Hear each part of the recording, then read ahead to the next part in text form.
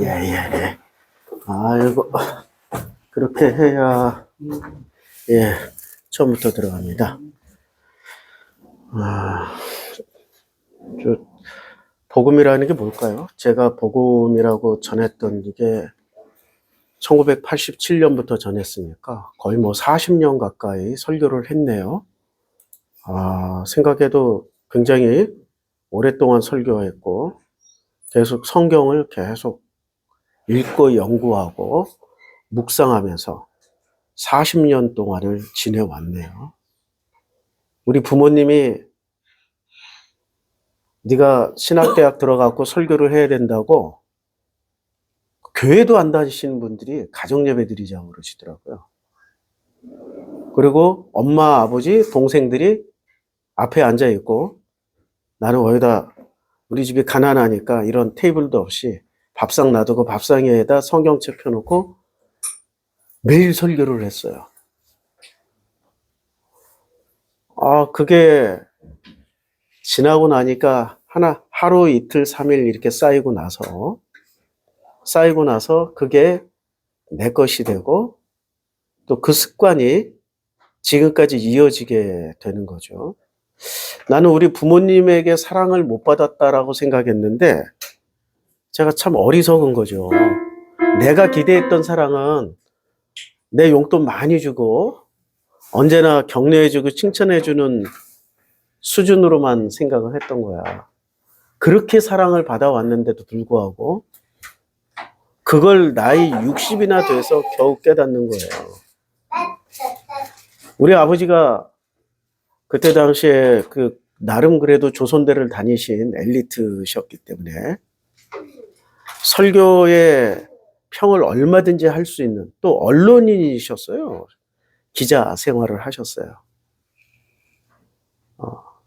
그러니까 나름 이렇게 설교의 평을 하실 줄 알았는데 전혀 안 하시고 지금도 설교가 길지만 그때도 길었어요. 그때도 뭐 30분, 1시간. 근데 그걸 엄마, 아버지 두 분은 꼼짝 않고 듣고 동생들은 지겨워하면서 들었어요. 근데 아버지가 가끔 한마디씩 너 그거 어디서 그렇게 알아서 그런 인용을 했냐? 나도 신기해. 그런 게 어떻게 나왔는지 그 어린 나이에. 그러니까 한 사람이 만들어지기까지는 우연히 그 사람이 갑자기 뚝딱하고 나타난 사례는 없다. 오랜 시간에 걸쳐서 만들어져 오는 것이다. 그런데 우리 기독교는 이 세상의 법칙, 제가 수없이 설명하지만 세상과 하나님의 법칙은 같은 거예요. 원리가 같아요. 근데 자꾸 우리 기독교인들은 그걸 분리하는 거죠. 하나님의 법칙이 있어요. 하나님의 법칙이 있고, 그리고 이 하나님의 법칙을 가지고 뭐를 만들었어요? 천하 만물, 온 우주를 만들었다고. 우주를 만들었는데 그 우주 안에 인간이 살아가는 이 지구라는 왜? 천하 만물이 우주예요? 천하 만물을 우주라고 그래. 야, 나는 우리 진영이 눈높이에 맞춰서 설교합니다. 그래, 고마워. 이따 설교 끝나고 먹을게. 그래.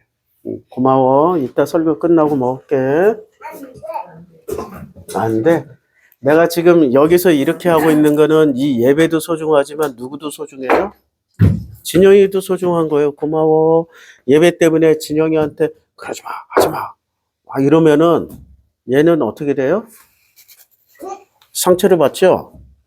이게 하나님의 은혜의 법칙이에요. 이 세상을 누가 만드셨어요? 하나님의 법칙 안에서 하나님이 만드신 거잖아요. 하나님이 만드셨어요. 그럼 이 세상은 하나님과 적대적이어야 돼요? 친하나님 시스템이어야 돼요? 친하나님 시스템인데 이 세상은 어떤 시스템으로 움직여요? 하나님의 은혜로 움직이게 돼 있어요? 아니면은 이 모든 온 우주는 무슨 법칙으로 움직여요? 하나님 은혜의 법칙. 은혜의 법칙. 이거는 김성수 목사님이 설교를 잘 하셨어요. 은혜의 법칙. 그러니까 딱 지구상에서 3초만 산소를 싹 빼낸다면은 어떻게 돼요? 수소만 남죠. 수소는 뭐예요? 폭발하는. 그러니까 딱 3초 만에 지구는 어떻게 돼요? 폭발해버려. 근데 그 수소와 산소가 잘 어우러져서 폭발하지 않게 만드는 은혜 그 법칙을 뭐라고 그래? 은혜의 법칙이라고 그래. 하나 따라서 해봐. 하나님 은혜의 법칙. 폭발한다고 누웠네. 잘했어. 자, 그러니까 이 온 우주는 무슨 법칙으로 움직여져요? 하나님의 은혜의 법칙인데 인간은 이 하나님의 은혜의 법칙으로 가려고 그래요? 아니면은 자기의 법칙만 오고서 담배 냄새가 나는 것 같아요. 바닥에서 담배 냄새가 누가 몰래 담배 피우고 왔나 보다. 어떡하지? 그러니까 바닥을 옛날 넣는데 어. 이제 넣는 거예요. 그래. 그러면 네가 걸레 가져와서 좀 닦아줄래? 근데 어딘지 잘 몰라요. 그러면 근처를 다 닦아 대충. 자, 저기 권사님한테 걸레 좀 달라고 그래. 안 닦아도 돼. 자, 그러니까 하나님의 은혜의 법칙으로 이 지금 온 우주는 무슨 법칙으로 작동되고 있어요? 은혜의 법칙. 그런데 유일하게 이 세상만큼은 하나님의 은혜의 법칙을 사용하고 있어요? 아니면 거부하고 있어요? 거부하고 있어. 왜냐하면 이 세상에 뭐가 들어왔어요? 창세기 3장의 선악 지식은 먹음으로 인해서 이 세상은 선악의 법칙, 선악 지식의 법칙으로 이 세상은 움직이는 이 원리 시스템이 바뀌어 있어. 온 우주에 하나님의 은혜가 딱 1초만 빠지면 온 우주는 엉망진창 난리가 됩니다. 끝장나버려요. 그런데 이 세상은 선악 지식의 법칙을 다른 말로 하면 사회학적 용어 무슨 인문사회학 용어로 치면은 무슨 법칙이냐면 인과응보의 법칙이야. 인과응보. 자, 그러면 인과응보의 법칙으로 인간이 이 세상을 통치하고 지배하고 다스린다 하더라도 전반적으로 이 세상은 어떤 법칙 아래에서 지금 보호를 받고 있어요? 인간이 선악의 법칙, 인과응보의 법칙으로 이 세상을 운영한다 하더라도 이 세상 전체는 지금 아직도 하나님의 은혜의 법칙으로 움직여지고 있는 큰 틀에서는 하나님의 은혜의 법칙이고 인간들은 이 모든 자연 시스템이나 이 모든 시스템은 하나님의 은혜의 법칙이고 오직 인간끼리 어떤 법칙으로 인간이 운영하고 있어요? 인과응보 선악의 법칙. 선악의 법칙이고 다른 말로 하면 인과응보의 법칙인데 그러면 이 선악의 세상을 살아가는 사람들이 선악의 법칙으로 이 세상을 세팅할 때 그러면 선하게 세팅하려고 할까요? 악하게 세팅하려고 할까요? 선하게 세팅하려고 그래요. 악은 멸하고 선으로 세팅을 하려고 그래. 그게 지난주 설교 내용의 요약이에요. 그러면 악은 멸하고 선으로 세팅을 하려고 하면 자, 선으로 이제 이 세상을 전부 다 뭐로 세팅하려고? 선으로만 세팅을 해. 악은 멸해. 악은 멸해버리고 선으로만 세팅을 하려고 그래요.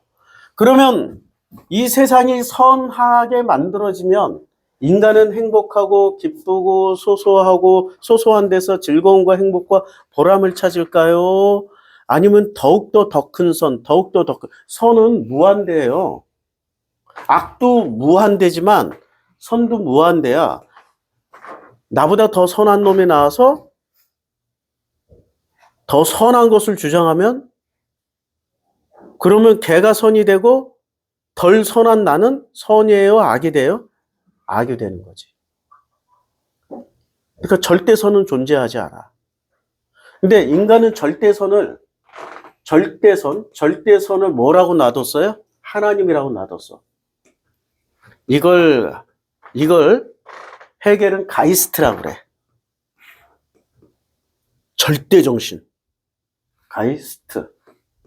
아니, 모든 철학자들이 이 절대라는 것을, 절대선을 뭐라고 얘기를 해요? 신이라고 얘기를 했어요. 그럼 우리가 이제까지 믿어왔던 신은 은혜의 법칙으로 만드신 이 창조주 하나님을 믿어왔던 거예요? 아니면은 선악 지식 중에 선이라는 것을 극도로 뽑아내서 절대선을 우리는 하나님이라고 불렀던 거예요? 그럼 절대선이기 때문에 이 하나님은 사람을 죽여선 돼, 안 돼? 근데 어떻게 가나안 땅 들어갈 때 남자, 여자, 노인, 하다못해 짐승까지 다 진멸하고 들어가게 만드는 신이야? 그게 어떻게 신이 될 수 있어? 그러면은 하나님이 인간을 심판하는 거예요? 인간이 하나님을 심판하는 거예요? 이 순간 인간이 뭐로 심판을 해요? 선으로 심판하죠? 선악으로. 선하지 않으면은 하나님도 뭐가 돼요? 신이 아니다. 하나님은 무조건 절대 선이어야 돼. 선 안에는 뭐가 들어가 있어요? 자유. 우리에게 자유를 주시고 평등을 주시고 우리에게 또 뭐를 주셔요? 선이라는 기본 개념을 보자고. 내가 마음껏 자유롭고 내가 마음껏 평등해야 되고 내가 마음껏 어떤 능력을 받아야 되고 우리 민주주의의 개념이 뭐죠? 자유와 평등이잖아. 민주주의는 기본적으로 평등이야. 자유가 먼저가 아니야. 평등이야. 평등을 위해서 자유를 제한할 수도 있어. 평등을 위해서 자유를 제한할 수 있다고. 근데 자유민주주의라는 말은 존재할 수가 없어요. 민주주의를 위해서 평등을 위해서 자유를 제한하는 시스템이 민주주의라고. 그 시스템 중에 최고봉으로 만들어진 게 뭐냐? 헌법이. 그래서 헌법을 지키는 집단은 민주적 집단이 되고 헌법을 부인하는 집단은 이거는 반민주가 되는 거야. 어느 나라에서 검증됐어요? 대한민국에서. 그러니까 민주주의라는 말 안에는 뭐가 담겨 있어? 평등도 담겨 있지만 거기에 박해도 담겨 있다고. 평등을 지키기 위해서는 권한을 제한하고 축소하고 두들겨 패야 돼. 그러면은 우리는 이 헌법을 수용하고 따르고 있잖아요. 헌법. 우리가 이 헌법을 만드는 것처럼 인간은 선악으로 누구를 만들어냈어요? 온 우주의 하나님을 뭐로 만들었어요? 선한 하나님으로 만들었다고. 이렇게. 그래서 어느 나라 헌법을 보든지 간에 그 헌법의 수준이 그 사람들의 철학의 수준이고 종교의 수준이에요. 유럽의 헌법은 기독교, 이원론 기독교, 은혜의 법칙이 아니라 선악, 인과응보의 법칙을 기초로 해서 만든 게 유럽, 미국의 헌법이야. 그럼 일본의 헌법은 유럽의 헌법을 그대로 갖다 베꼈으니까 어떻게 해요? 하나님 자리에, 그러니까 기독교라는 하나님 자리에 누구를 갖다 놓은 거예요? 그 천황을 신으로 모셔놨잖아. 왜 천황을 신으로 모셔놨어요? 기독교 국가는 유일신인데 일본은 다신교잖아. 근데 이 다신교라는 신을 전제로 해서 헌법을 만들면 철학이 있고 그 다음에 그 철학을 기본으로 해서 문구가 나오는 거 아니에요? 법조문이. 그러니까 일본의 헌법은 이 기독교 헌법을 베끼긴 했는데 자기네들은 다신교야. 그래서 이 다신교 모든 잡신들을 정리를 해서 유일신이란 존재를 하나 만들어야 돼. 그 유일신 이름이 뭐예요? 천황이야. 에이씨, 무슨 황제야, 지가. 일왕이지. 우리는 일왕이라고 그러잖아. 일왕이에요, 일왕. 왜요? 일왕 밑에 모든 일본에 있는 3억 개나 되는 잡신들이 전부 다 수구리, 이렇게 그렇게 모셔놓은 데가 신사야, 신사. 그러니까 그 신사에는 온갖 잡신들 다 모셔놓은 데 전쟁 영웅들도 뭐로 들어가 있는 거야? 그 중에 하나의 신으로 들어가 있는 거야. 전쟁 범죄자지, 우리가 보기엔 전쟁 범죄자들이 이 시스템을 만들어 놨어. 그러면 이 시스템을 옳다라고 얘기할 수 있어요? 지들끼리는 옳은데 일본인들끼리는 옳아. 맞아. 그런데 이 법으로 말미암아서 누가 고통을 받아요? 다른 나라 사람들이 고통받잖아. 가깝게는 우리 한반도 사람들 고통을 받았고 중국에서는 얼마나 많이 죽었어요. 난징 대학살 사건 있잖아. 주변국들이 얼마나 고통을 많이 받았어. 그러니까 이 선악지식으로 만들어 놓은 절대 선을 뽑아놨어도 이게 절대선이 돼요. 이 비교를 하면은 자기들은 절대선이지만 타인들에게는 절대 악이 될 수 있는 거죠. 그래서 기독교의 신하고 이슬람의 신하고 지금 둘이 같이 사이좋게 손잡고 가고 있습니까? 죽도록 싸우는 신이 되어 있습니까? 죽도록 싸우는 신이 되어 있고 기독교의 신과 불교의 신이 불교의 신이 없다고 하지만 불교라는 종교가 사이좋게 어깨동무하고 가요? 죽도록 싸워요? 자, 기독교의 신과 힌두교의 신, 기독교의 신과 타종교의 신하고 사이좋게 손잡고 가는 꼴을 기독교인들이 봐요? 못 봐요? 못 보죠. 왜 못 봐요? 자기 신을 절대화 시켜놨는데 그 절대가 절대오라. 그래서 다른 신을 인정할 수 있어요? 없어요? 그러면 이 절대 옳다라는 것은 다른 것을 인정할 수 없는 지경이 된 거야. 다른 것을 인정하지 않으면은 하나님의 은혜의 법칙 안에서 살아간다는 얘기예요. 하나님의 은혜의 법칙을 깨버렸다는 얘기야. 깨버리고 뭘 붙잡았어요? 인과응보 법칙, 선악 지식을 붙잡았다는 얘기예요. 그러면 무조건 내가 옳아. 내가 옳다라는 것은 어디서 배운 거예요? 하나님한테 배운 거예요? 아니면은 이 선악 세상에서 누구한테 배운 거예요? 누구한테든 배운 거야. 근데 나를 가르친 분이 사실은 하나님이에요? 부모님이에요? 부모님이 가르쳤어. 이걸 벗어났는데 평생 걸려.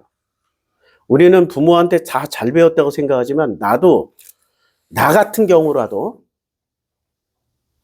부모님이 진짜로 나에게 좋게 해줬던 정말 사랑을 해줬던 거를 하나도 기억 못하고 내가 어떻게 이렇게 설교자가 됐을까 봤더니 신학대학 입학했다고 세상에 입학한 그날부터 시작해서 우리 아들 설교 잘해야 되니까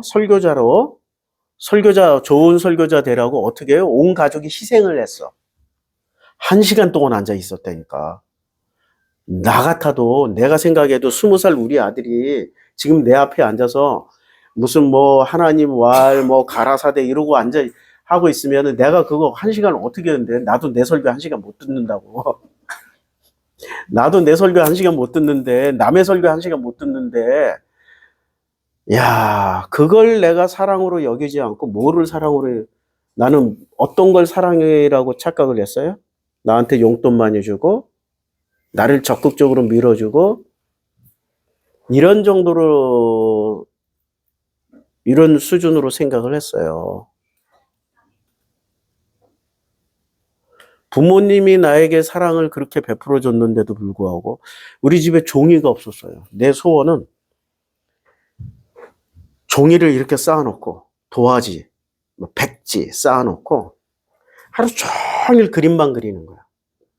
근데 그림 그리려고 봤더니 내가 학교에서 필기할 때 쓰는 볼펜밖에 없어.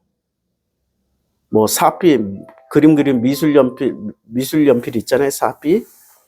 그러니까 미술연필도 없고, 크레파스도 색연필도 이런 것도 없고, 벨이 울리는데 이거 소리 볼륨 버튼 한번 누르면 사라져요. 어디 누가 놓고 나갔나 보다. 누가 뒤에서 놓고 나갔나 보다. 그러니까 기본적으로 나는 너무 가난해가지고 종이 한 장이 없어.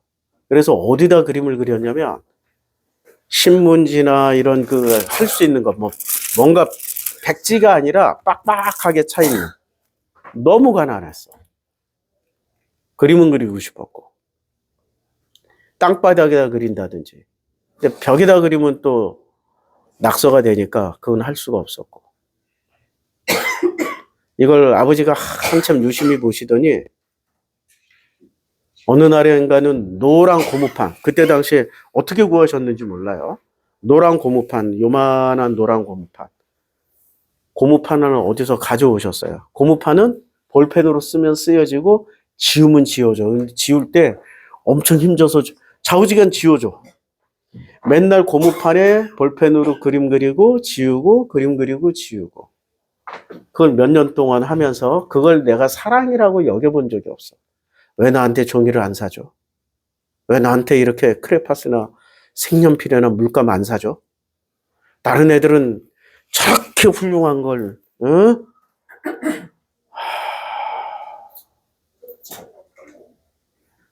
그런데 부모님의 사랑을 누구식으로 생각했어요? 내식으로 생각했어. 있는 그대로 그게 사랑이었구나를 받아들이지 못하고 자기식으로 생각했어.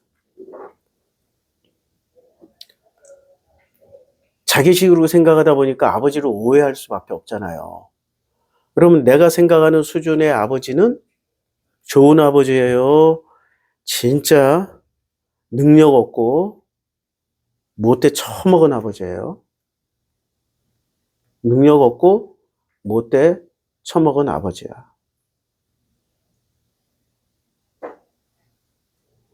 그게 한동안 50년 동안 내가 자식 낳아서 키우고 우여곡절을 겪을 때까지 또 몰랐어요. 그리고 내가 얼마나 독한 놈인지 아들이 떠나고 나서야 그때부터 조금씩 내 오름에 균열이 가기 시작하면서 그 틈을 파고들기 시작한 거야. 나는 아들에게 그렇게 해줬나? 원래 살아있을 때는 묵상을 안 해. 산 사람에 대해서 묵상을 안 해. 있는 그대로 좋다, 나쁘다, 싫다, 어쩌다, 저쩌다 하지. 근데 신기하게 딱 어느 사람이 떠나는 순간부터 그 사람은 내 마음속에 넣어놓고 계속 묵상하게 돼요. 계속 묵상하다 보니까 나도 결코 좋은 아버지가 아니었고 우리 아버지가 나에게 해줬던 것만큼 나는 내 아들에게 희생을 하질 않았어. 그게 내 실체였더라고.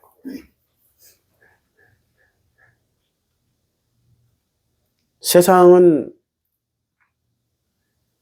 여러 가지 인과관계로 얽혀 있어요. 내가 깨닫는 것도 인과관계에서 선하게 프레임으로 깨달아가는 거예요. 그런데 이 프레임이 나쁜 거예요? 좋은 거예요? 인간이 선택한 거기 때문에 나쁘다 좋다라고 얘기할 수가 없어요. 우리는 이 시스템 속에서 살고 이 시스템으로 만들어져 있어. 그리고 인과응보에 철저하고 거기에 선악 지식이 들어가 있으면 굉장한 학자가 되거나 뛰어난 사람이 돼요. 그런데 그것은 이 세상 안에서의 학자이고 훌륭한 사람일 뿐이지 하나님 은혜의 법칙 안에서는 쓸모가 있다 없다. 하등의 쓸모가 없어. 저도 이 인과응보의 법칙을 넘어서서 하나님의 은혜의 법칙으로 들어가려고 했더니 무서운 장면이 하나 발견됐어요. 예수가 겟세마네 동산에서 기도할 때 이 잔이 내게서 옮겨지길 원하나이다. 땀방울이 핏방울이 되도록 기도하신 다가 결국엔 깨닫는 게 뭘 깨달으셨냐? 내 뜻대로 마옵시고 아버지 뜻대로 하시옵소서라고 고백하신 후에 순한 양처럼 어린 양처럼 순한 양처럼 정 한번 그들과 싸움 한번 하지 않고 그대로 끌려가서 십자가에서 채찍질 맞으신 후에 십자가에 못 박혀 돌아가시는 장면이 인과응보 법칙, 선악 지식의 법칙에서 어디로 넘어가는 과정이에요? 은혜의 법칙으로 넘어가는 과정이야. 내가 그 길을 가지 않으면은 나는 은혜의 법칙으로 들어갈 수가 있다, 없다? 절대 없다. 머리로만 아는 것뿐이지 못 넘어간다. 그럼 하나님은 그걸 넘어가게 해주시는데 우리 모두에게 십자가를 주실까요? 다 주셔. 근데 그 십자가가 서로 어디로 나타나요? 주로 자녀들로부터 나타나고 주로 자기 가장 가까운 이웃, 남편, 아내로부터 나타나. 아니면 부모, 형제. 그러고 봤더니 내 계속 고백하면서 설교하려니까 나도 코가 막히네. 기도 막혀, 코가 막히고 기가 막혀. 내가 바리새였고, 내가 사두개였고, 내가 예수를 죽이고 있는 그런 사람이었어요. 그렇게 기가 막히게 선악지식에서 은혜의 법칙으로 건너가는 게 이게 자기 죽음이야. 그럼 자기 죽음이라고 했다가 진짜 목숨을 끊으면 안 돼요. 자기의 자존심, 자기의 오름, 자기의 불안과 공포와 아픔과 슬픔과 그걸 직면하는 또 다른 자기를 직면해야 되는 이 상황이 십자가에서 죽음이라고요. 아니, 십자가 이전에 겟세마네에서의 죽음이야. 겟세마네에서 예수는 이미 죽으셨어. 죽었기 때문에 그 매질 당하고 십자가에서 그 고통을 다 당하면서도 이를 안 갈았어. 내가 반드시 돌아와서 복수하리라. 겟세마네에서 안 죽었으면 이를 갈 거야. 천사 1군단이라도 내 콜 할 거야. 뭐 할 거야. 이러고 하지. 이미 겟세마네에서 게임이 끝난 거예요. 결정이 났어. 그럼 우리는 날마다 어디를 살아야 돼? 십자가 오기 전에 겟세마네를 먼저 거쳐야 돼. 겟세마네 거치지 않고 십자가를 만나면은 맨날 도망가고 싶고 진짜 그때는 목숨을 끊어서라도 저거 안 보고 싶다고. 그게 우리들의 형국이라고요. 자, 16장, 창세기 16장 6절. 아브라함이 아직 이름 안 바뀌었어요. 아브라함이 사레에게, 아직도 이름 안 바뀌었어요. 둘 다. 아브라함과 사라가 아니라 아브라함이 사레에게 말을 했어요. 이르되 당신의 여종은 당신의 수중에 있으니. 자, 여기서 신분이 당신의 여종이어야 돼요? 아니면 자기 아들을 임신한 후궁이어야 돼? 자기 아들을 임신했잖아. 그러면 아비의 본성이 나오는 거예요? 아니면 자기 생존 본능이 나오는 거예요? 아버지의 본성이 우선 근본적인 심성인가요? 생존 본능이 더 근본적인 심성인가요? 생존 본능이 더 근본적인 심성이지. 아비의 본성은 없는 놈이 되게 많아. 아비의 본성이. 나는 판자촌에서 살아가지고 많이 봤어요. 아버지라는 타이틀만 달고 실제 아비의 역할을 옆집 아저씨가 해줬으면 더 좋겠다라는 사람 더 많이 봤어. 진짜. 나도 그러고 보니까 선악을 못 벗어났죠. 인과의 법칙으로 생각하잖아요. 그게 나라니까요. 은혜의 법칙으로 설명을 해줘야 되는데, 그러니까 이건 복음 아니에요. 내가 지금 말하고. 근데 이 부분은 복음이야. 당신의 여종은 당신의 수중에 있다라는 이 말은 지금 자기의 아들을 임신한 이 여자를 보호하고 싶은 마음이 큰 거예요? 아니면 자기를 보호하고 싶은 마음이 큰 거예요? 그러면은 자기가 이렇게 결정한 것을 나중에는 후회를 할까요? 아니면 끝까지 그때 내가 잘못된 결정을 하지는 않았어. 이러고 해야 될까요? 신앙에 있는 사람이라면, 여호와를 만난 사람이라면 어떻게 살아가게 돼 있어요? 후회하고 아파하고 내가 왜 그렇게 살았는지를 끊임없이 되짚어 보겠죠. 그게 여호와의 은혜가 임한 사람들의 특징이에요. 여호와의 은혜가 임하지 않은 사람은 어떻게 살아가요? 결정 잘했어. 거봐, 내가 이거 다 유지하잖아. 이거 내가 살아있잖아. 아직도 나는 이 모습으로 살아가고 있잖아. 이렇게 스스로를 위로하면서 살아가겠죠. 그러니까 여호와의 은혜가 지금 임하신 거예요? 아직 덜 임하신 거예요? 아니, 임하시긴 했는데, 질문을 잘못했어.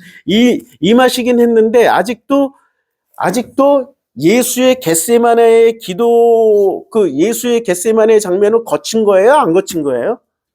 안 거친 거죠. 예수의 겟세마네의 그 땀방울이 핏방울이 되는 그 고통의 기도를 거쳐본 적이 없어.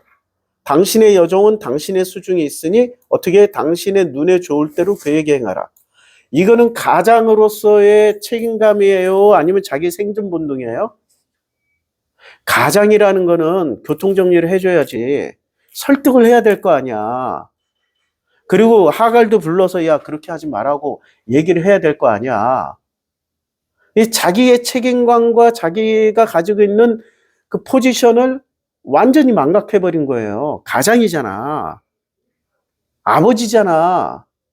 아직 아버지 아니네. 가장이잖아. 집안 전체를 컨트롤해야 되는. 그러면 실제 가장은 이 장면에서 보면 실제 가장은 아브라함이었어요? 사레였어요? 사레였지. 실제 이 장면에서 누가 지금 헤게모니를 쥐고 있냐고. 이 가족의 헤게모니를 누가 쥐고 있어요? 아브라함이에요? 사레예요? 그럼 아브라함은 왜 자기 가장으로서의 헤게모니를 왜 놓쳤어요? 왜 지금 가지고 있지 못해요? 저질러 놓은 죄가 많잖아. 자기 생존을 위해서 이 사람의 키워드는, 아브라함의 키워드는 생존 본능이 우선이야. 자기가 살기 위해서 무슨 짓을 했어요? 야, 거짓말 좀 해. 거짓말 좀 해. 창세기 12장에 딱 나와. 창세기 12장 한번 봐요. 창세기 12장에 뭐라고 얘기를 하냐면, 애굽에 그대는 아리따운 여인이라 12절. 애굽 사람이 그대를 볼 때 이르기를 이는 그의 아내라 하여 누구는 나는 죽이고 그대는 살리리니. 여기서 누가 죽는 게 걱정이 돼요? 자기가 죽는 게. 이 사람은 이상하게 자기 자신에 대한 생존 본능이 엄청 강해. 나는 죽이고 너는 살린다고 생각하는 거야. 가장이라면 둘 다 살고 둘 다 죽어야 돼. 그렇게 버티고 책임지고 살아가는 게 이 세상 법칙에, 인과응보 법칙 세상에서 그게 가장이 가져야 될 어떤 책임과 의무라고. 근데 인과응보 법칙, 이 선악지식의 세상에서도 그마저도 없어. 그러니까 어떤 인간이야? 절대선을 추구하지도 않고 절대악도 가지고 있지 않은 애매모호한 사람이야. 이 사람은 그런데 뭐가 중요해? 지 조카 롯이 잡혀왔다고 자기 사병 300 몇십 명을 이끌고 와서 그걸 또 도로 찾아와요. 희한한 인간이야. 그러니까 자기 존재의 생존의 근거를 누구라고 생각하는 거예요? 지 가족이라고 생각하는 거야. 그러니까 조카, 사돈의 팔촌, 그걸 뭐라고 그래요? 패밀리라고 그러죠. 패밀리즘. 네? 패밀리가 누구를 보호해준다? 자기를 보호해준다. 근데 보호해줘요? 누가 보호해줬어요? 하나님이 보호해줬지 그 가족들이 보호해주는 게 아니야.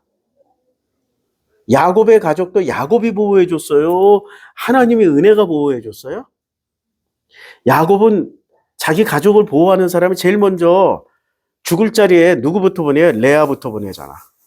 그리고 그 레아부터 보내는 게 아니라 레아의 자식들하고 레아부터 이렇게 쭉 보내잖아. 야곱. 그 다음에 그 라헬이 낳은 자식은 제일 뒤로 보내고 레아 외 빌하와 실바가 낳은 자식들 쫙 앞세워서 보내잖아.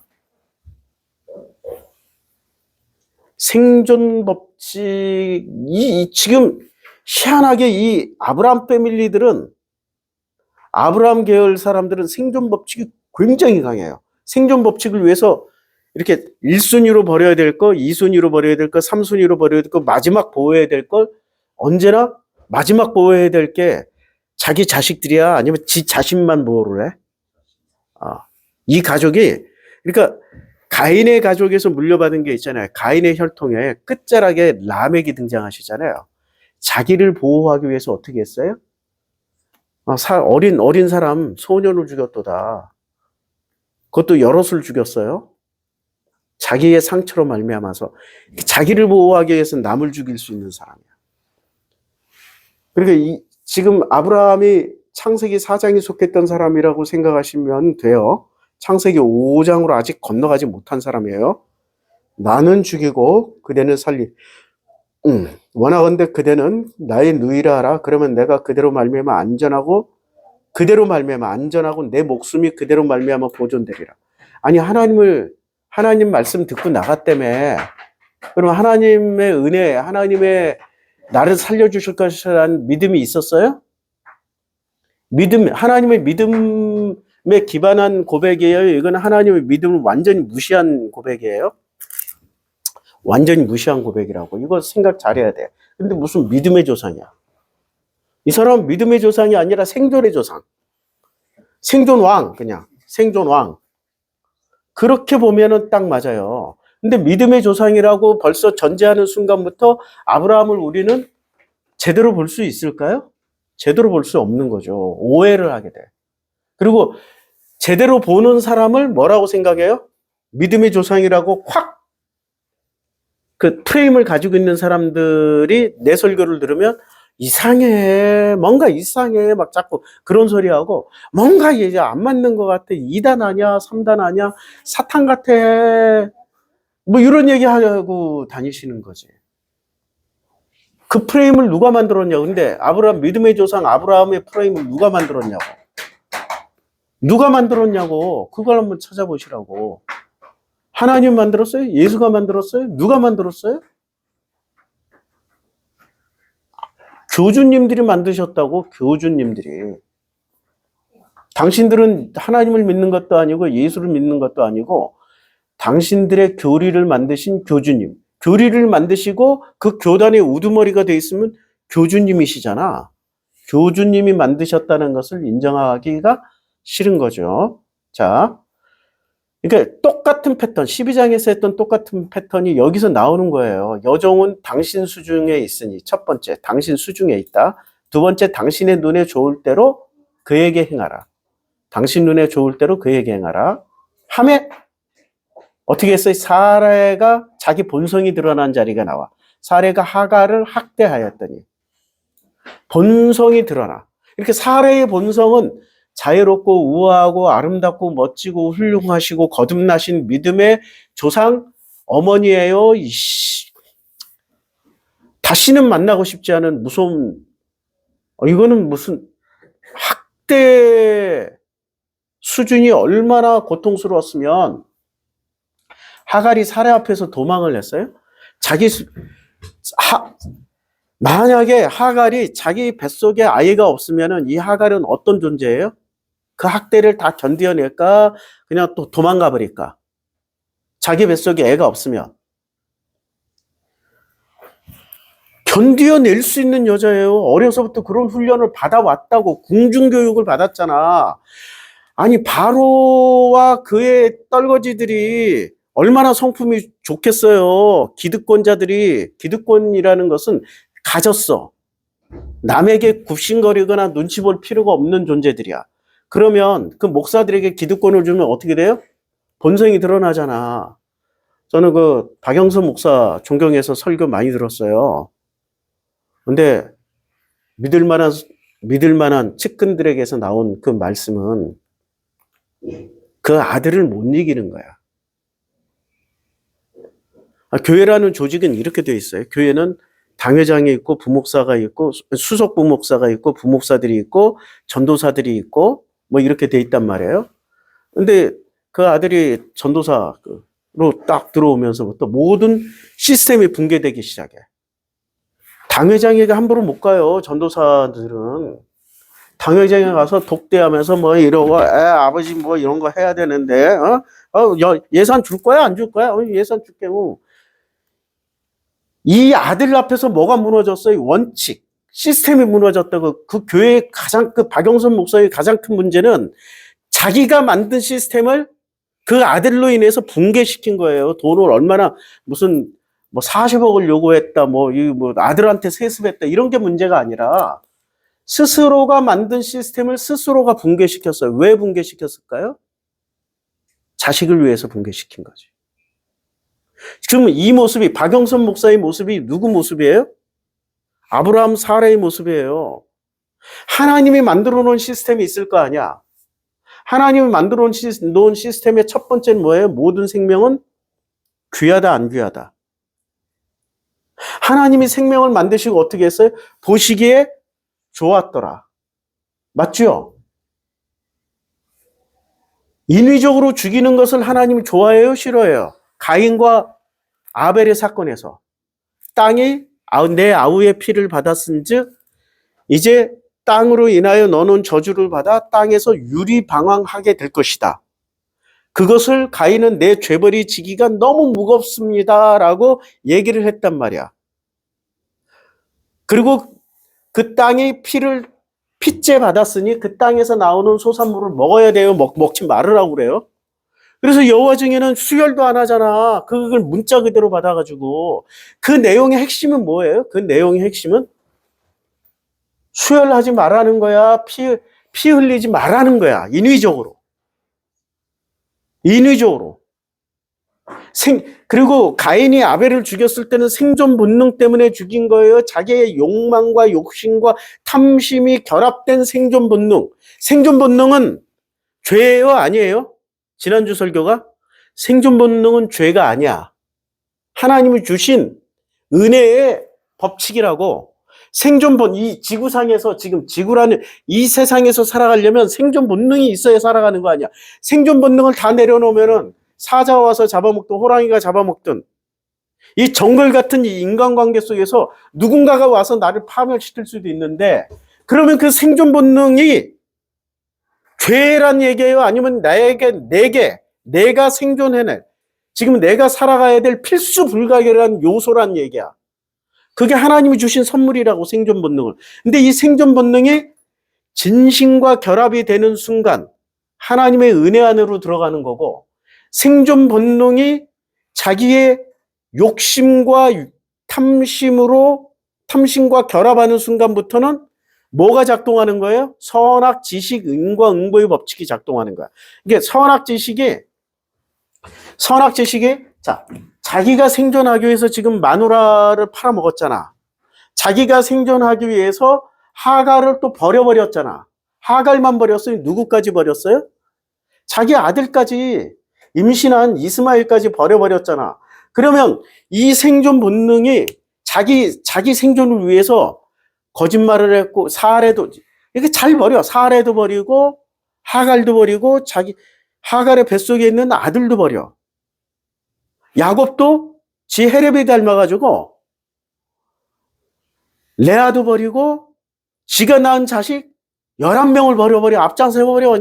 가서 뒤져도 된다 하고 그냥 제일 먼저 죽을 자리로 먼저 보내버리잖아요. 자기하고 라헬은 잘 뒤로 빠져 있어.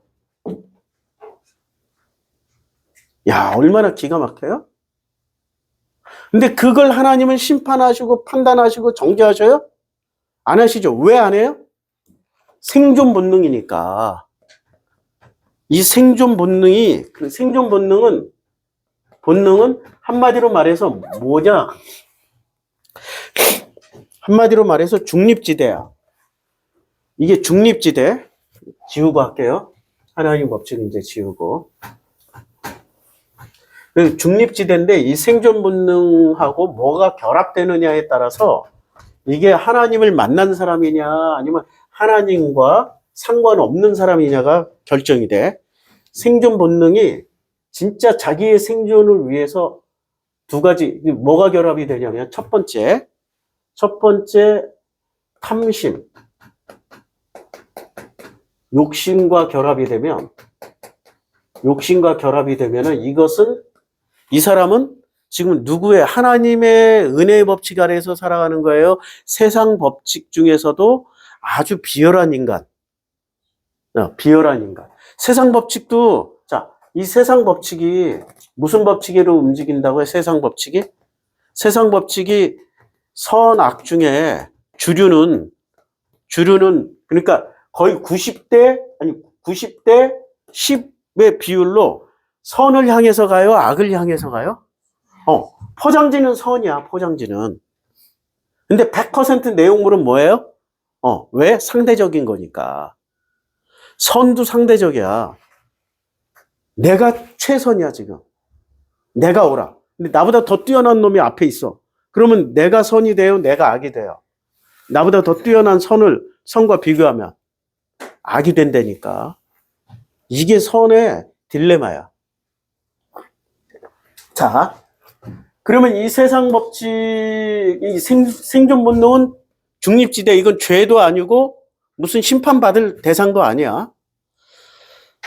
근데 이 탐심과 욕심이 섞여 있어. 그러면 이 사람은 이제 탐심과 욕심으로 살아가려고 생존 법칙을 발동하는 사람은 상, 중, 하 중에 무슨 급? 하급. 찌질한 인간이야. 근데 자기가 찌질하다고 생각해요? 아니면 자기 자신을 또 과대 포장을 해?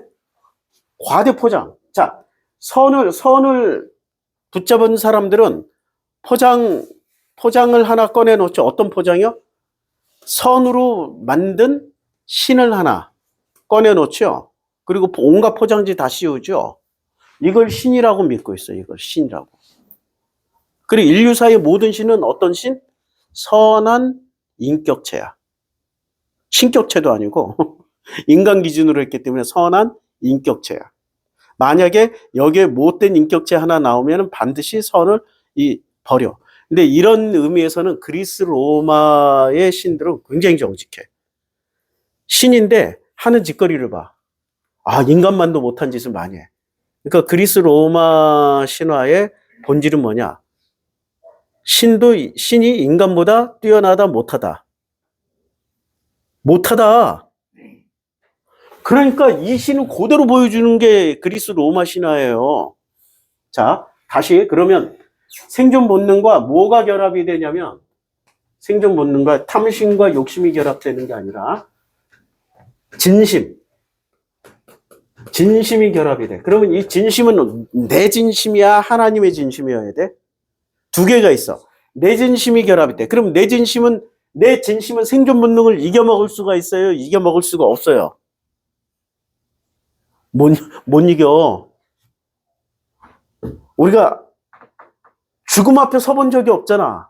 여기 있는 분들은. 죽음 앞에 서본 사람들은 뭐를 선택하게 돼 있어요?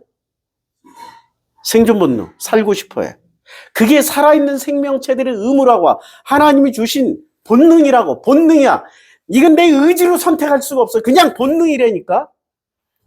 그러니까 내 진심은 뭐예요? 생존 본능을 이길 수가 있다, 없다? 절대 못 이겨. 그런데 이게 내 진심이 아니고 하나님의 진심이라면 이길 수가 있어요, 없어요?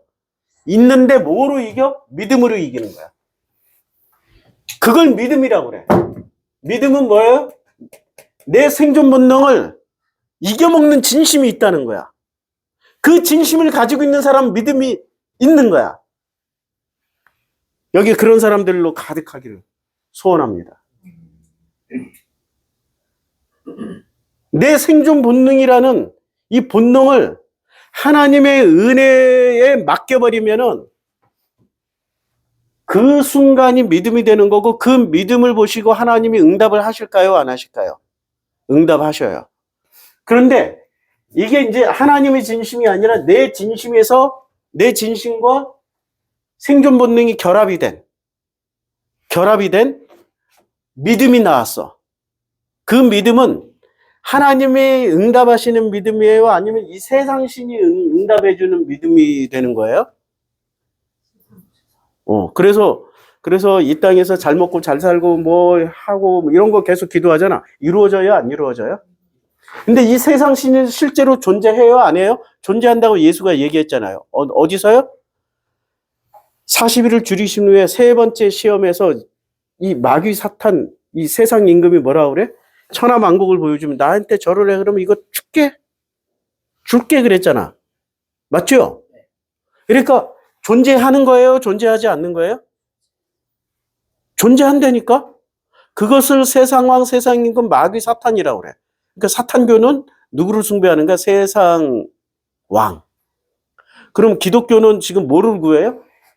진짜 하나님의 진심과 생존 본능이 결합된 믿음을 구하고 있어요? 아니면 이 땅에서 자기 생존을 위해서 이것도 좀 이루어주시고 저것도 이루어주시고 요렇게도 해주시고 저렇게도 해주시고 할렐루야 아멘 하고 부흥에 쫓아다니고 기도원 쫓아다니면은, 그러면 이 사람은 지금 하나님의 믿음을 가지고 있는가, 아니면 자기 생존 본능과 자기 생존 본능과 결합한 어떤 진심이라고 말을 하는 이상한 것을 믿음이라고 생각하는 거예요? 그러면 누가 응답해 주신다고?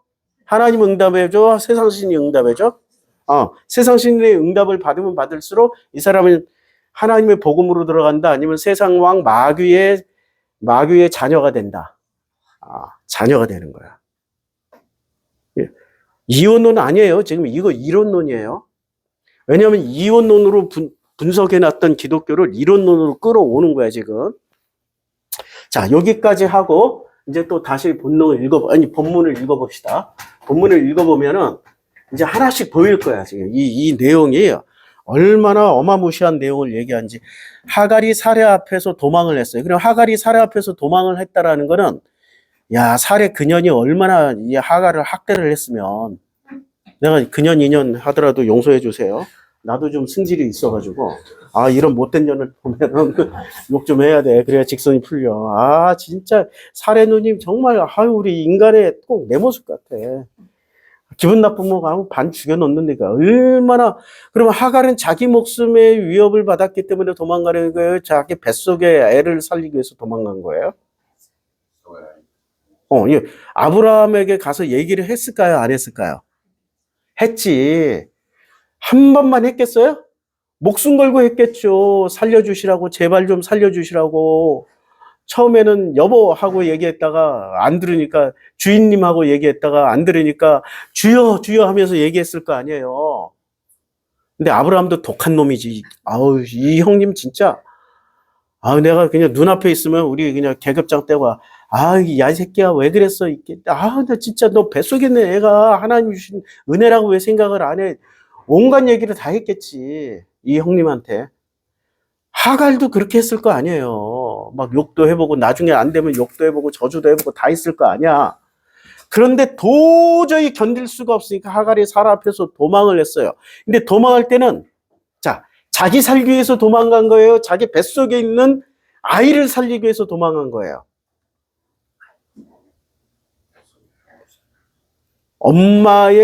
엄마의 생존 본능이 아니라, 그냥 일반인의 생존 본능이 아니라 지금 뭐가 발동한 거예요? 엄마의 생존 본능. 생존 본능은 중립지대라고 그랬죠? 죄가 아니라고 그랬어요. 그런데 거기에 자기의 생존 본능이 아니라 누구? 자기 뱃속의 아기. 이걸 고귀한 희생이라고 그래. 자기 목숨을 먼저 생각하는 게 아니라 아이의 목숨을 먼저 생각하는 거야. 계산도 없어. 계산했으면은 다시 돌아오면 내가 이 아이를 낳으면 아브라함이 어떻게 했을까? 그거 애시당초에 학대 당하면서 아브라함 찾아가서 얘기할 때 다 포기해. 끝장났어. 저 인간은 국물도 없다. 단 1도 없다. 판단 섰을 거 아니에요. 바로의 궁전에서 얼마나 눈칫밥, 궁녀들끼리의 눈칫밥, 그 고관 대작들의 눈칫밥, 뭐 온갖 눈칫밥 다 먹고 사는 여자 아니야, 하갈이. 하갈을 우습게 여기지 말라고. 어려서부터 탄탄하게 교육을 받은 사람이라고. 자, 7절. 도망하였는데 여호와의 사자가 광야의 샘물 곁 곧 술길 샘 옆에서, 샘 이름이 술이에요. 그냥 마시는 술이 아니고, 술길 샘 곁에서 누구를 만나요? 하갈을 만나줬죠. 하갈을 왜 만나요? 지금 자기 생존 본능을 쓰고 있는 거예요? 아니면은 자기보다 지금 아이를 보호하려는 생존 본능을 쓰고 있는 거예요? 이거 엄마로서의 지금 자기 역할을 하고 있는 거죠. 하나님은 어떤 사람을 만나요? 지금 사례를 만나줘요? 아브라함을 만나줘요? 하갈을 만나고 있어요?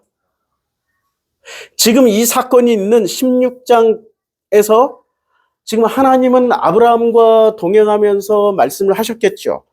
사레랑 동행하면서도 말씀을 하셨겠죠. 근데 그들이 들어요, 안 들어요? 안 듣고 지금 하갈에게 지금 나타났는데, 하갈에게 나타난 것은 지금 몇 번째예요? 함정 질문 몇 번째야? 여러 번인가? 아니죠. 함정 질문이라고 대답을 안 하셔. 최초야 지금. 하갈이 여호와를 만난 장면이 지금 이게 최초라고. 언제 만나줘요? 생존 본능이 이 생존 본능이 자기도 모르게 이 메커니즘으로 막 그걸 뭐라고 그러나 발동될 때 하나님 만나준다고. 생존 본능은 그러면은 생존 본능은 누구를 만나기 위한 장치예요? 하나님을 만나기 위한 장치야. 하나님을. 탐심과 결합된 생존 본능은 창조주 하나님이 오셔요? 아니면 세상신이 오셔요? 세상신이 오셔. 근데 지금 이 순간은 자기 목숨을 구하려고 간 거예요? 아이의 목숨을 구하려고 한 거예요? 그러면 진심의, 하나님의 은혜의 진심이 지금 결합이 돼서 도망을 가서 사막 한가운데 있는 중에 누가 찾아오셔요? 여호와가 찾아와요. 오늘 설교 본문이 딱 이거야. 사실 순서대로 하잖아요. 지난주 16장 6절 중반까지 했고 오늘 16장 7절 할 차례야. 딱 때에 맞춰서 하나님이 꼭 들을 사람을 보내주신다고. 참 놀라워. 내가 설교를 지금 우리 교회에서 12년, 13년째 하고 있는데 꼭 필요한 사람을 보내주세요. 자, 하갈이 사레 앞에 도망하였을 때 여호와의 사자가 어디에? 광야의 술길 샘 곁에서 그를 만나요. 누구를 만나요? 하갈을 만나요.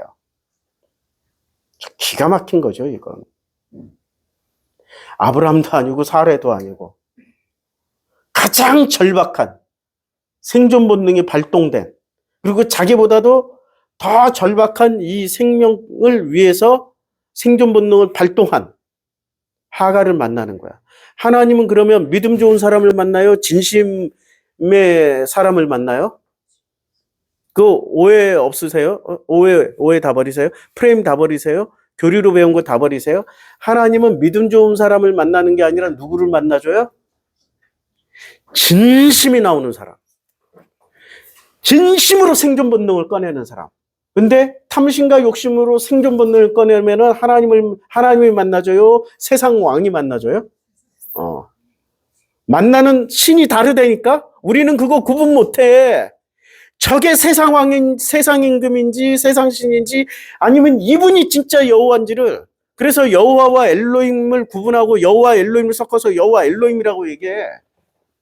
성경에서는, 구약 성경에서는 하나님 명칭이 세 개라고, 여호와가 있고 엘로힘이 있고 여호와 엘로힘이 있어요.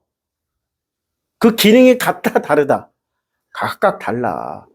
제가 설교를 창세기 시작하면서 수도 없이 설교를 했기 때문에 여기선 건너뛰고, 이르되 사레의 여종 하갈아 내가 어디서 왔으며 어디로 가느냐. 자, 여기서 질문을 잘 보세요. 사라의 여종 하갈아라고 얘기를 해. 보통은 훌륭하신 하나님이라면 어떻게 해줘요? 내 딸 하갈아 이렇게 얘기를 해줘야 되는데 여기서는 뭔가 신분 규정을 확실하게 해주잖아.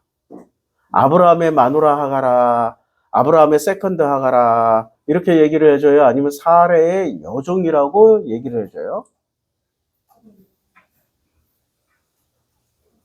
아니, 그러면은 이 정도면은 우리 같이 그 교리에 사로잡혀 있거나 교주님의 교리 프레임에 딱 갇혀 있는 사람들은 이거 아무렇지도 않게 넘어가는데 우리 같은 사람들은 이게 딱 걸려요. 목에 가시처럼. 아니, 평등하시고 정의로우시고 인류에게 무한한 사랑에는 자기 욕심, 욕망을 다 채워준다는 거야.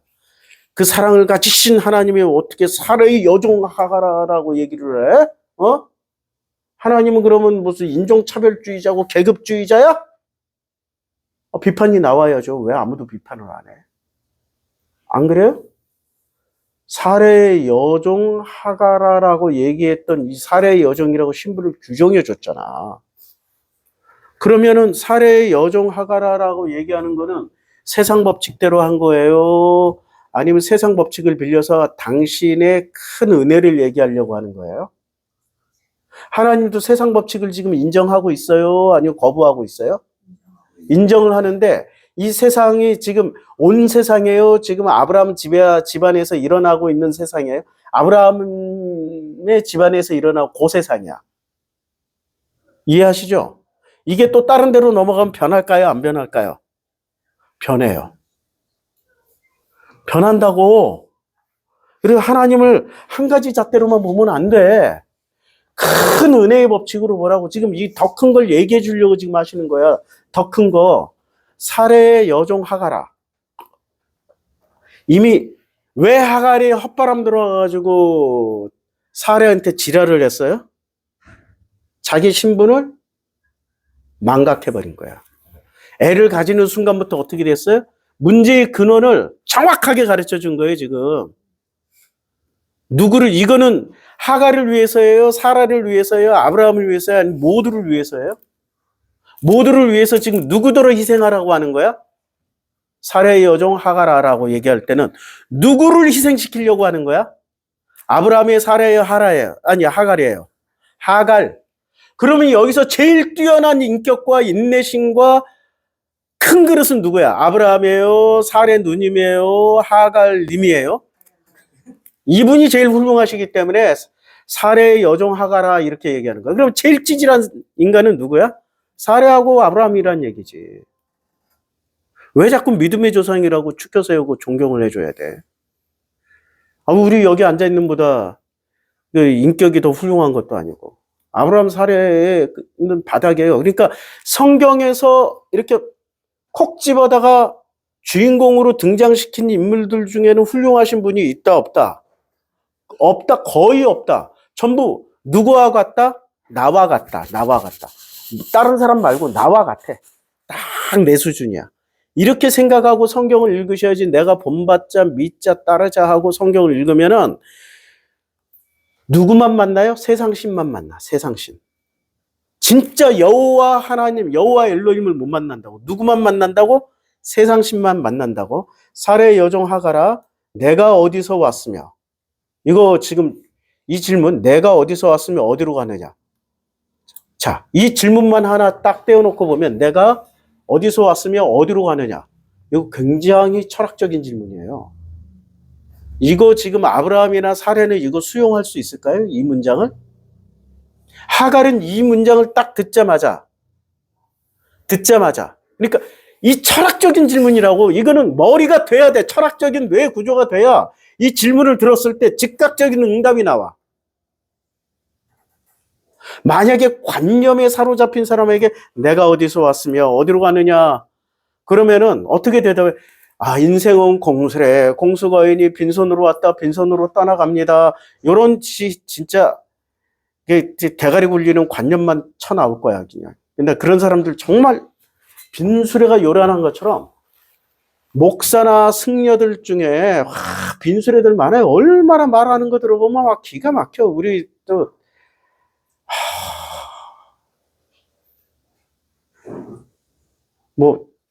나도 이제 비판하는 거 자제하기로 했으니까.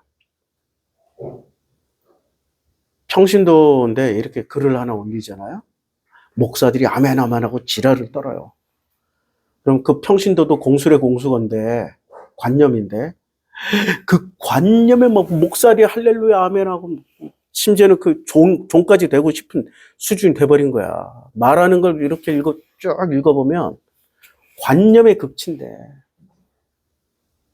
근데 지금 이 하갈은 관념으로 나왔어요. 관념으로 버티다가 뭐 때문에 나왔어? 생존 법칙 때문에 나왔잖아. 그것도 자기를 위한 생존이에요? 아니면 뱃속의 태아를 위한 생존이야? 태아. 그러니까 하나님이 철학적인 질문을 던져요. 내가 어디서 왔으며 어디로 가느냐라고 물어봐요. 근데 그가 뭐라고 대답해요? 나는 내 여주인 사례를 피하여 도망하나이다. 내 여주인 사례라고 뭐라고 얘기해요 지금? 나 그년 때문에 도망가요. 아이 진짜 나쁜 년 뭐 이렇게 얘기를 해요? 아니면은 뭐라고 얘기를 해요? 자기 주인이라고 얘기를 해요. 왜? 여호와께서 뭐라고 말씀하시냐면 여호와 정체는 여호와예요. 16장 7절에 사례의 여종 하가라 했으니까 뭐라고 해야 돼? 네, 내 여주인 사례라고 얘기하는 거야. 이전까지는 여주인이라고 그랬어요. 아니면은 야 사례 아니 내 수준에서 보면은 내가 이제 이 타임머신 타고 돌아갔어. 하갈이 사례에게 어떻게 자 이 장면을 다시 돌아서 내가 받는 모욕은 그럼 어떤 모욕을 당했을까요? 하갈이 사례한테 야 이년아 저년아 이렇게 했을까요? 아니면 궁중에서 교육받은 대로 예 주인님하고 끝까지 다 했을까? 그런데 사례는 뭐를 못 견뎠어요? 주인님이라고 얘기는 하지만은 전현이 이걸 애를 가지는 순간부터 자기 눈에는 뭐가 달라졌는데 몹시 기분 나쁜데 저대로 놔뒀다가는 저게 내 자리를 차지하게 되겠는데 위기인데 그것을 스스로 뭐라고 표현해요? 모욕이라고 표현하는 거야. 하갈 성품에는 하갈은 어려서부터 견디는 능력 그리고 위계 질서를 정확하게 배웠기 때문에 함부로 안 해요. 그리고 사례의 몸종이었으니까 사례를 몇십 년을 모셔봤잖아. 그 여자가 어떤 여자인지 누구보다도 그 여자는 여자들이 잘 알잖아. 그놈은 남자들이 잘 알고 그 여자를 모셔봤기 때문에 하갈이 절대 선에서 벗어나지 않는 행동과 말을 똑같이 했음에도 불구하고 누가 변한 거야? 사례가 변한 거야. 왜? 뭐가 작동됐어요? 창세기 4장에 내가 상처로 말미암아서 소년을 죽였도다 이렇게 얘기했던 람에게 상처가 딱 결합이 돼버렸어. 상처가 결합이 되니까 하갈은 변한 게 없는데 누가 변해버린 거예요? 사례의 시각과 사례의 평가 기준이 바뀌어버린 거야. 자기도 그런 여자인 줄 몰랐다는 거지. 그 뭐가 들통났어요? 사례의 껍데기가 벗겨진 거지. 사례의 포장지가 벗겨진 거지. 사례의 가면이 벗겨진 거지. 가면이 벗겨진 사례의 모습은 뭐가 표독스러운 것만 남은 거야. 저거 반드시 죽여야 되겠다. 그 뭐가 결합이 됐어요? 사례하고는 탐심과 욕심과 상처가 결합이 된 생존 본능이 발동한 거야. 까딱 잘못하다가는 자기가 세컨드가 되겠다. 이런 식으로 생각해버린 거죠. 그래, 그 상태에서 쫓겨난 하갈은 얼마나 분하고 억울하겠어요. 자기는 눈밖에, 나는 비록 종이지만 내 아들은 종으로 살고 싶어. 하겠어요? 아니면 진짜 이제 아브라함의 장남으로 살게끔 만들고 싶어? 하겠어요? 내가 어투가 이상해서 그런데. 자, 다시 내려가서 내 여주인 사례를 피하여 어떻게 해요? 도망하나이다. 여호와의 사자가 그에게 이르되 내 여주인에게로 돌아가서 그의 수하에 복종하라. 복종하라고 그랬는데 어차피 처음부터 복종할 준비가 되어 있던 여자야, 이 여자는. 그런데 너무 무서워서 도망가고 있는 중이야. 아브라함의 허락받고 도망가는 거예요? 몰래 야반 도주하는 거예요? 야반 도주하는 거야. 죽을 것 같으니까. 진짜 자기 뱃속에 애를 죽일 것 같으니까. 야반 도주. 다시 돌아가라라고 하면은 돌아갈 수 있겠어요? 여주인에게로 뭐라고요? 돌아가서. 지금 여호와는 이렇게 말씀하셔. 돌아가. 그러면 이 돌아간다라는 말에 이걸 돌아갈 수 있는 이 용기와 힘은 자기 힘으로 나와야 돼? 아니면은 여호와께서 은혜를 줘야 가는 거야? 은혜를 줘야 가는 거지. 죽었다 깨나도 못 가. 누가 나한테 욕만 했다고 욕을 하고 막 싫은 소리 했다고 어떤 사람은 그 사람이 있는 대로 이렇게 안 가. 이렇게 뺑 돌아가. 정면으로 얼굴 보는 것도 막 무서워, 이제는. 그런 사람들이 있다니까요. 의외로 내 주변엔 그런 사람들이 꽤 있어. 그러니까 정성필이가 직설적으로 얘기하잖아. 그러면 이제 그다음부터 이렇게 교회 뒷자리부터 앉는다. 이렇게 오면은, 그리고 뒷자리에 앉다가 저기 안 보이는 대로 이렇게 숨는다. 그러다가 이제 어느 순간부터 내 설교가 안 들리니까 슬이 살짝 빠져나가. 목사님 그거 다 암시로 왜 그렇게 직설적으로 얘기해요? 하나님이 그렇게 알려줘도 못 알아들으니까 나같이 강팍하고 이상한 놈한테 보내시는 거지. 직접 들으라고 얘기해줘도 몰라. 누가 신이기 때문에? 여호와가 신이에요? 아니면 세상 임금이 신이라서 그래요? 자기를 위로해주고 따독이고 막 사랑해주는 척하는 그 신만 경험해봐서 그래. 여호와는 어떻게 해요? 지금 하갈에게 하듯이 사례의 여종 하갈아, 내가 어디서 와서 어디로 가느냐? 내 여주인에게로 돌아가. 지금 이 말은 이렇게 부드럽게 말하는 거예요? 그냥 가장 듣기 싫은 말만 골라서 하는 거야. 가장 듣기 싫은 말만 골라서 여호와가 하시는데 왜 자꾸 하나님은 사랑이시다라는 프레임 안에 그 사랑이라는 것을 이렇게 직선적으로 얘기하는 걸 왜 사랑이라고 얘기를 안 하고 전부 다 자기를 위로해주고 자기를 다독여주고 자기를 품어주고 내 말을 들어주고 이런 것만 사랑으로 알고 있어? 당신들의 하나님이 하나님이야? 당신들이 알고 있는 하나님이 하나님이냐고? 그건 세상 왕이야. 그냥 세상 임금일 뿐이야. 진짜 하나님을 만나면 직선적인 얘기 가운데서 뭐를 만나요? 나를 만나는 거야. 근데 하갈은 나를 만났어요? 안 만났어요? 자, 돌아가서 어떻게? 거기다 한마디 덧붙여. 복종하라. 이게 지금 하나님의 어떤 의도를 가지고 얘기하셨는데 그 의도를 하갈은 알아요? 몰라요? 모르지만 어떻게 해? 순종. 그걸 뭐라고 그래? 그걸 믿음이라고 하는 거야. 그걸 믿음이라고 하는 거야. 근데 보통 사람들은 순종해요? 조금 능력이 있고 실력이 있으면은, 근데 내가 알아서 내가 잘 키울 거야. 그리고 더 잘 키워버려, 막 세상적으로 보면. 그렇게 해서 태어난 자식이 하나 있어요. 창세기 4장에 한 분 등장하시는데, 창세기 4장에, 참 나는 설교하다가 꼭 이런 대로 세는 게 문제야. 자, 창세기 4장에 이제 가인이 여기서 에녹이 이랏을 낳고 뭐 족보가 나와요. 족보가 나오는데 유발 여기서 잘 보면은 에녹 그 무드사일을 건 라멕을 낳았더라. 라멕이 두 아내를 맞이해야 했으니 하나의 이름은 아다요 하나의 이름은 실라였어요. 아다는 야발을 낳았어요.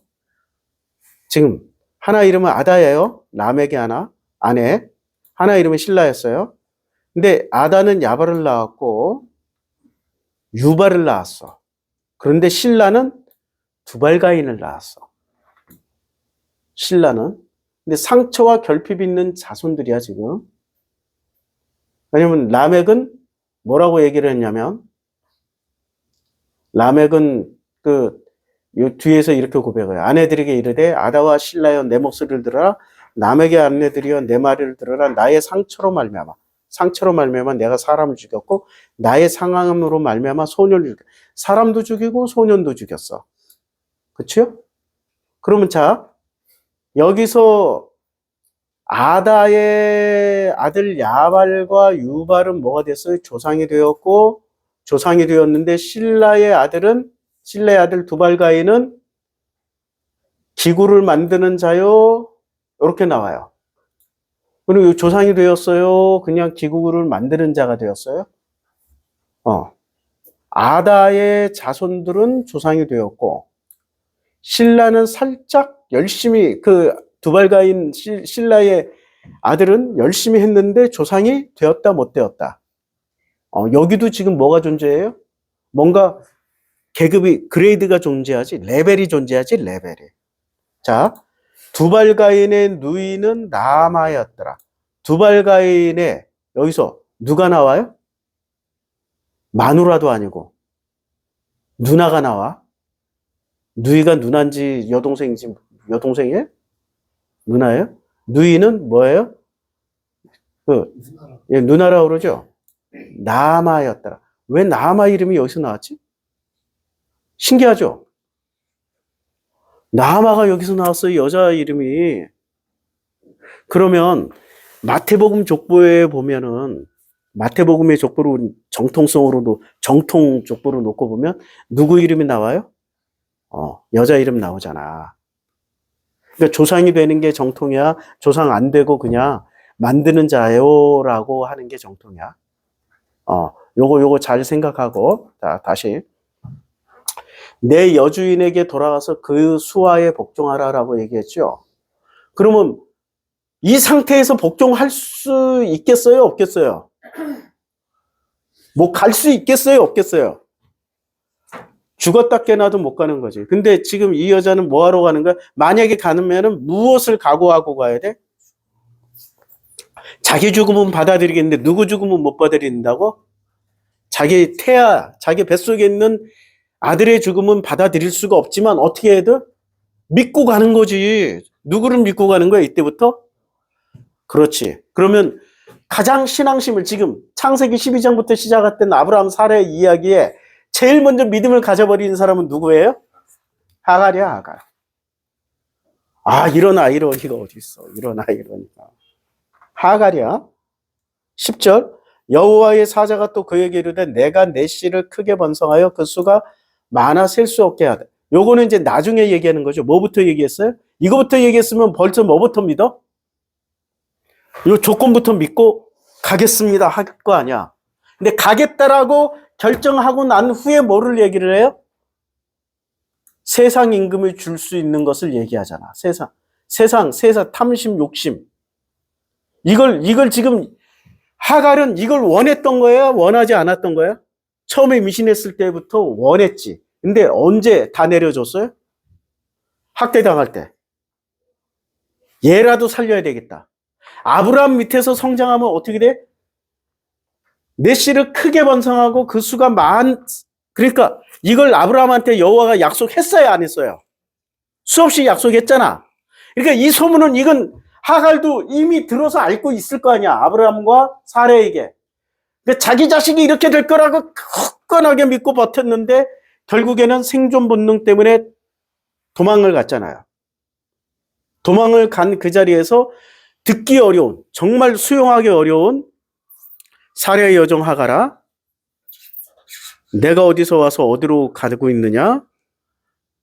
돌아가라, 복종해라. 이 네 가지 키워드를 다 받아들이고 나니까 그때서 세상 것이 온다 안 온다? 온다 주신다. 하나님 다 주시는 거야. 소원 성취가 이루어진다니까. 이거는 소원 성취 아니에요. 자기는 비록 여종으로 살았지만 자기 자식만큼은 어떻게 살기를 바래요? 내가 내 씨를 크게 번성하여 그 수가 많아 셀 수 없게 하리라는 것은 우리가 말하는 지금 현대인으로 치면은 너 저기 서울대, 하버드, 콜롬비아, 옥스퍼드 다 갔다 올 것이며 학위를 많이 받을 것이며 그 다음에 너는 이 땅에 대기업을 이루어서 이 땅의 사람들은 몇백 년 동안 먹여 살리는 위대한 가문을 만들 것이며 이런 얘기야. 선택할 거예요? 아니면 너 하고 거부할 거야? 아멘 하고 할렐루야 하고 엄청 얼른 붙잡으셔야지. 얼른 붙잡으셔야지. 우리 하나님이 이렇게 멋진 분이라니까. 기본 원칙을 지키니까 그 다음에 이 세상 임금이 쥐고 있던 걸 주겠다는 얘기야. 그래서 그럼 하나님 은혜는 뭐예요? 동행해보시면 알아. 11절 여호와의 사자가 또 그에게 이르되 내가 임신하였은즉 아들을 낳으리니. 야, 그 이름을 뭐라고 그래요? 이스마엘이라 하라. 이거 패턴이 뭐가 바뀌었다고 그랬잖아. 자, 다시 한번 봐요. 6장 4절에 16장 아브라함이 하갈과 동침하였더니 하갈이 임신하며 요 패턴. 그래서 요 패턴은 창세기 4장의 패턴하고 많이 다르다. 창세기 4장의 패턴. 아담이 그의 아내 하와와 동침하며 하와가 임신하여 누구를 낳아요? 가인을 낳고. 이름까지 나오죠. 그 다음에 자, 아담이 다시 자기 아내와 동침하며 그가 아들을 낳아 그의 이름을 뭐라고 했어요? 셋이라 하였으니. 이름을 지어주죠. 하나님이. 가인도 이름 지어줬어요. 그런데 뭐라고 얘기하냐면, 자, 사례가 하가라, 자, 16장 11절, 여호와의 사자가 또 그에게 이르되 내가 임신하였은즉 아들을 낳으리니 그 이름을 임마누엘이라 하리라 혹은 이스마엘이라. 같은 패턴이죠. 이건 놀라운 거예요. 지금 정규 족보로 들어오는 거야. 정식 족보로 들어오는 거라니까. 하갈은 어떤 사람이야? 아웃사이드였고 이따가 그냥 결혼도 못하고 사라질, 씨 하나도 아들 하나 남기지 못하고 가야 될 운명이었는데 아들을 낳으리니 그 이름을 이스마엘이라. 그럼 이스마엘이라는 이름을 누가 주셨어요? 자작으로 했어요? 하나님이 주셨어요? 와, 할렐루야지. 그럼 이스마엘은 선택받은 거야? 안 받은 거야? 받은 거지. 왜 자꾸 이스마엘을 우습게 이상하게 여겨요? 이 집안의 최초의 믿음의 조상은 하갈이야. 지금 아브라함 사례가 아니고 믿음의 조상은 하갈이고 그 믿음의 조상 하갈이 낳은 아들이 이스마엘이야. 근데 성경에서는 은혜를 받은 사람이 끝까지 주인공으로 등장하신다. 중간에 빨리 은퇴하신다. 그러니까 하갈하고 이스마엘은 빨리 은퇴하시고 누가 끝까지 남아요? 아브라함과 그의 자손들이 끝까지 남아가지고 아직도 지금도 이 가자지구에 모여서 살고 있잖아. 하라 이는 여호와께서 내 고통을 뭐를 들었어요? 이게 고통이야. 지금 사라에게 일어난 고통은 어떤 고통이? 생존의 고통인데 자기 생존이야 아니면 지금 자기 아들의 생존이야? 아들의 생존이. 그러니까 생존 본능이 발동이 돼서 지금 부르짖는 거야.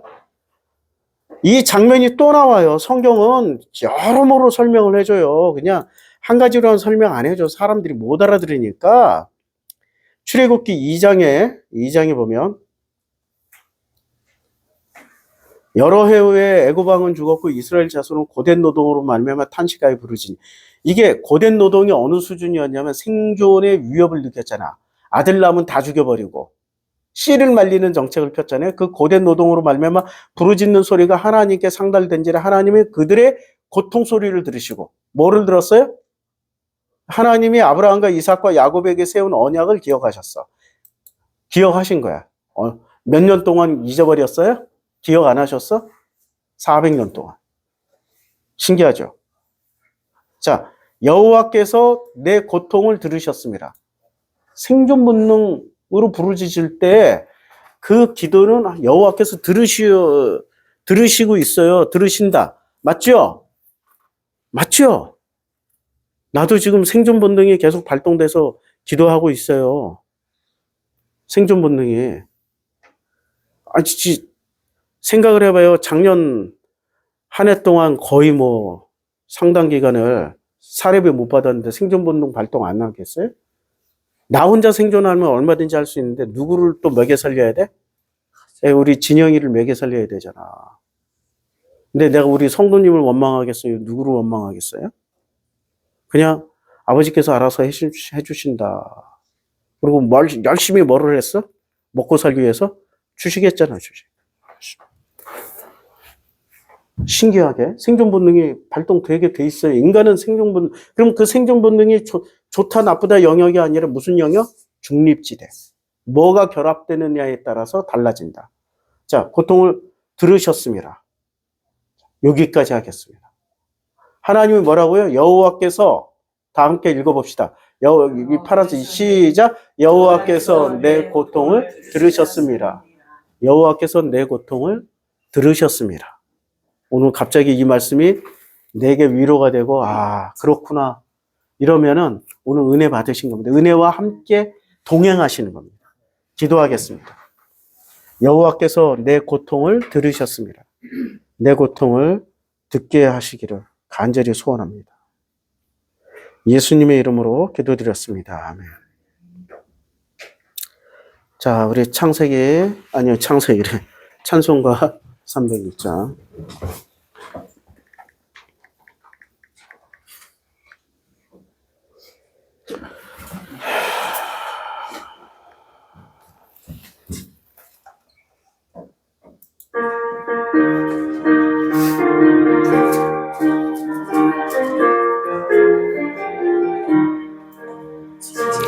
까지 지내온 것 주의 크신 은혜라 아니엄 주의 사랑 어찌로 말하랴 사납게나 주의 손이 항상 살펴주시고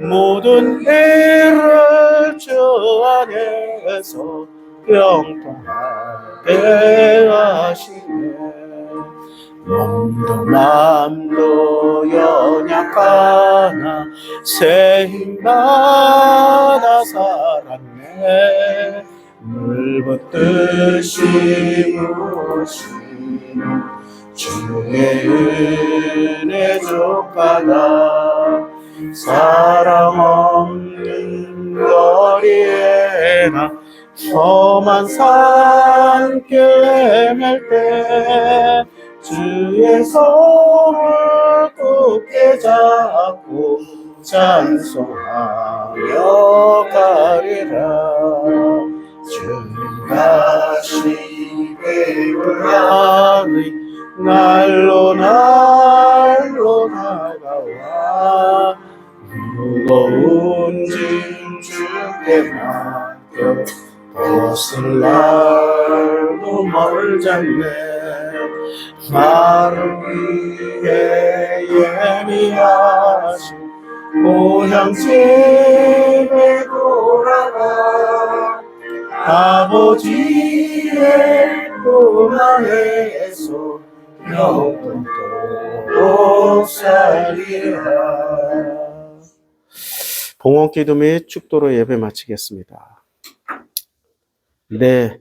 나의 전 인생을 통하여서 나의 삶 전체를 받을